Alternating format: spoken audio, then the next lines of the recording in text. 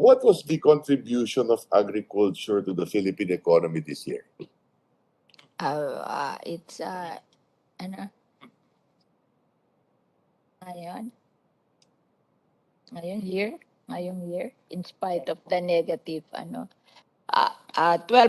daw of GDP. Well, roughly about 10%, di ba, ang agriculture. Yeah, I thought so, but they said it increased to 12%. Okay. And that's roughly what, in terms of value, about 1.8 trillion. Yes. Our GDP is around 19 trillion.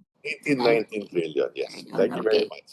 Okay. So, Now, what about for the entire full year? What is the growth rate of agriculture? Isn't it that it is only agriculture that is that has contracted?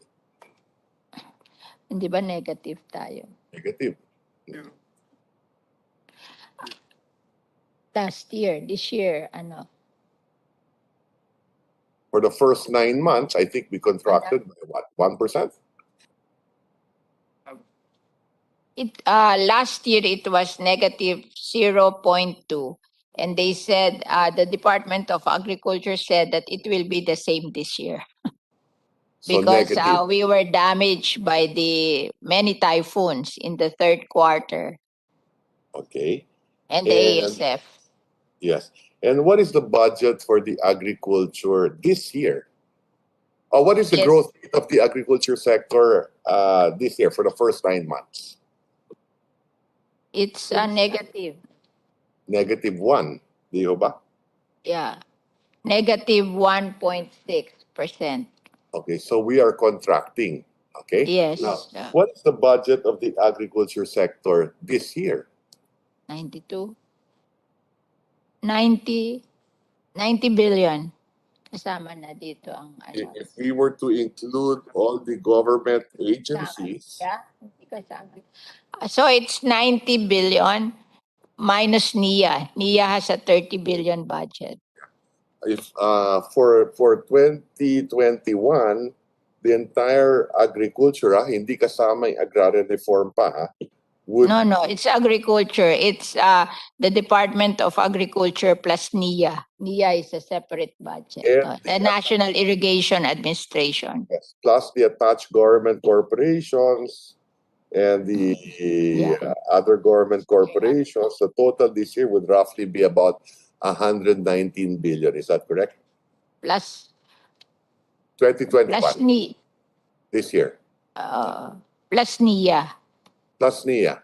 Oh, yeah, something like that. Yeah. Billion, no?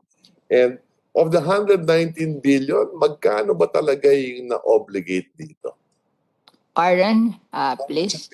Obligated this year for the 119 billion.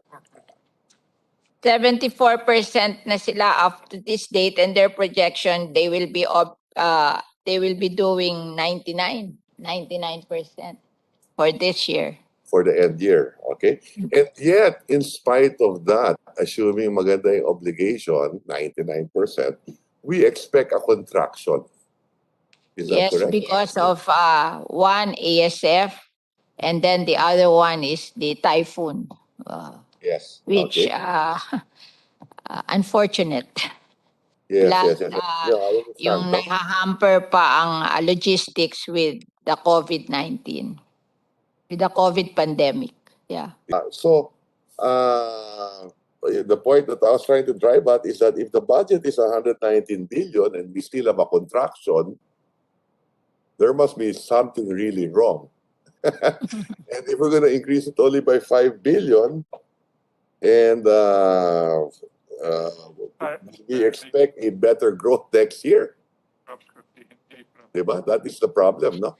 I think it's the typical weakness of our budget that more will go to PS and overhead, and only about below 50% will be left for project for development. So it's the weakness of our budget. Okay. I will no That longer. has always been my observation, but that is the practice which we cannot get away from. Yeah. So I think less money have been allocated to projects which will improve our productivity, our competitiveness, our I take note also just to manifest that there are 16 agencies under the Department of Agriculture, no? Including government corporations. yes, So plenty. it seems to be very fragmented as well. Yeah. And then when we talk about the DA budget, we always try to separate the NIA. But that is a very important component, di ba? So wala bang say ang Secretary of Agriculture sa NIA? There is a suggestion that it will be incorporated sa Department of Agriculture, but it's with the Office of the President, so we have to wait unless we legislate.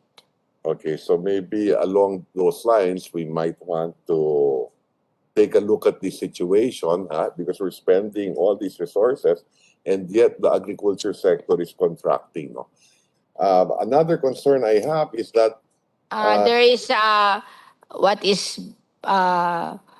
is a bigger accomplishment of they're proud of this, that the rice record harvest in 2020 is 19.4 metric tons, and in 2021 it will be 20 million metric tons, and I think we will be self-sufficient at what we will be 93% of our demand. That's 20 million metric tons. And maybe next year we will be near sufficient in rice supply. That's their biggest accomplishment is the production of rice, which is growing by 6.7%. Okay. That's okay. Yes, I noticed that, and their problem now is the production of corn. Is that correct? yeah. Don't worry, dear Senator. I'll be writing shortly after this budget hearing a livestock, poultry, and dairy bill. And I will touch on corn because that's the biggest component of the feeds for livestock. So that will be included. Yes, in fact, I congratulate the sponsor for that, no, because the contraction in corn in the third quarter is 18%. Yeah, very big. Very big. No? And as far as livestock is concerned, continuously every quarter it is contracting. And in the third quarter, it contracted by 15.6%. I think the contraction of corn is caused by the calamity in Region 2, Cagayan Valley, because that is what Cagayan Valley is the biggest producer of corn in the Philippines, and they had a problem with this. What storm is that? What typhoon is that? The typhoon that happened, which really flooded Cagayan Valley.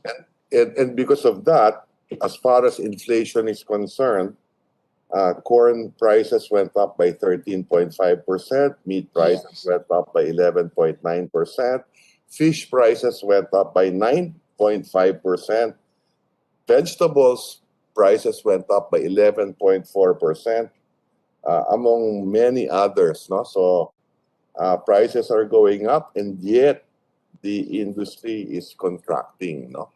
And that's what we discussed as well, no, during the general principles, no. Yes. Because I think, like I said earlier, we are spending roughly 119 billion, and yet we have a contraction. And if we were to add an additional, baka naman contraction pa rin. I think what is needed is more private sector investments in the agriculture sector, including credit in the agriculture sector. But we have given a lot to Land Bank and DBP for credit. The Rice Competitiveness Enhancement Fund gave 1 billion a year to them, to the bank, to be lent to farmers. Then the Coco Levy Fund nagbigay ng 500 million a year. That's legislated, so it will go to them without passing Congress. So, and then meron din from the SIDA-LO, the Sugar Industry Development Fund. Tapos merong manggagaling sa ASEF, Oo, Yeah. Welcome. 80% of ASEP. So, we have given so much to Land Bank and DBP so that they can lend to farmers. Yes, and I support all those initiatives. But then again, like I said earlier, the total agri sector is what, 1.8, 1.9 trillion, and our budget is 120 billion, and you probably need more credit even, and that's why you have the agri law, which is not being implemented properly. There are many exemptions that we can look into later on so that we can increase our agricultural productivity, and hopefully the business model of cooperatives vis-a-vis corporations will work. Yeah. We're Meaning, encouraging now cooperatives because the beneficiaries of our mechanization should be cooperatives because we cannot give them to individuals but to cooperatives because mahal yung mga machinery and it should be shared by a number of people to be effective. yes. Thank you for that. And finally, just let me put on the record that most of our people or constituents that live below the poverty line would be in the agriculture sector, which would be farmers and fishermen. So it makes perfect sense that and why are they in living in poverty is because mababa nga yung value added in the agriculture sector. Plus they are contracting.